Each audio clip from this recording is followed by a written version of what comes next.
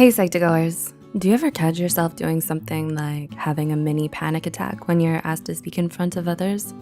Or maybe needing to be the center of attention all the time and wonder, why do I do that? Part of the answer lies in how you bonded with your parents during your childhood. The way you were raised, where you were raised, and your relationship with your family shapes a large part of who you'll become as an adult. If you've been watching Psych2Go for a while, you know that your childhood affects you in some weird and unexpected ways. We put some links to those videos in the description box below. One of the ways your childhood molds you into the person you are is the development of your attachment style. This video talks about the 4 attachment styles, as well as how you can spot them at work or school, in relationships, and in a crisis. You might be wondering, what is an attachment style, and why should I care? Thanks to the research of Harry Harlow and John Bowlby, the mental health community uses the phrase attachment style to describe the ways we interact with and attach to others throughout our lives. As you might have guessed, you start developing your attachment style as an infant. It's first formed by the way you bond with your caregivers, then continues to be shaped throughout your childhood. Understanding your attachment style is a big deal because it can tell you a lot about how you relate to your friends and family, how you work with groups of people, and how you handle problems or obstacles in your life. Of course, there are other things such as your temperament, culture, and self-talk that influence the way you deal with people. But for now, let's learn more about attachment style. In 1970, psychologist Mary Ainsworth wanted to know more about how children with different temperaments attach to their parents and what this says about how they relate to the rest of the world. Would they get separation anxiety when they were away from their mother? Or would they settle into their environment just fine? Her research has shown us people form attachments in one of 4 ways. 1. Secure, type B. People with this attachment style are confident their needs will be met. They're the most likely to assert themselves and ask for help. 2. Insecure avoidant, type A. People with this attachment style tend to appear more withdrawn and independent. They don't usually believe others will meet their needs and rarely ask for help. 3. Insecure ambivalent, resistant, type C. People with this attachment style can be difficult to read because they alternate between being super clingy and rejecting others. They're often insecure and seem to have trouble exploring new situations. 4. Disorganized.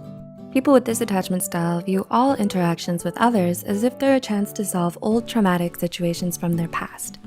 They tend to suffer from depression, anxiety, and post-traumatic stress disorder, PTSD. Those with a disorganized attachment style are more likely than the other 3 styles to use negative things like drugs, alcohol, or starting drama to disconnect from painful feelings. If everyone has an attachment style, then you can probably name at least one person in your life with each style. Let's take a look at how the 4 styles relate to others at work, school, in relationships, and in a crisis. If these examples remind you of anyone, tell us about it in the comments. 1. Secure attachment style, type B. At work or school, people with a secure attachment style are typically focused and good communicators. They're the least likely to get involved in gossip or drama, but the most likely to ask questions at meetings or sit in the front of the class.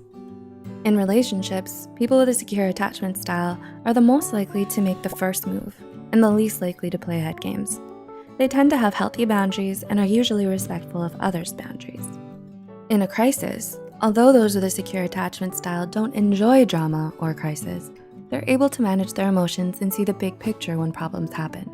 They keep their cool enough to tolerate differences of opinion and help smooth over hurt feelings. 2. Insecure avoidant, type A. At work or school, the person with an insecure avoidant attachment style probably has difficulty making friends and is probably seen as a loner at school or work. They tend to be more focused on the work itself rather than the social part of group projects. In relationships, your friend or significant other with an insecure avoidant attachment style may have problems talking about or even identifying how they're feeling. They tend to be happier talking about more intellectual topics.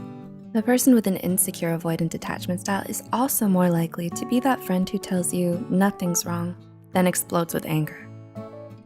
In a crisis, the person with an insecure avoidant attachment style goes out of their way to avoid super emotional situations, which actually makes them great in a crisis.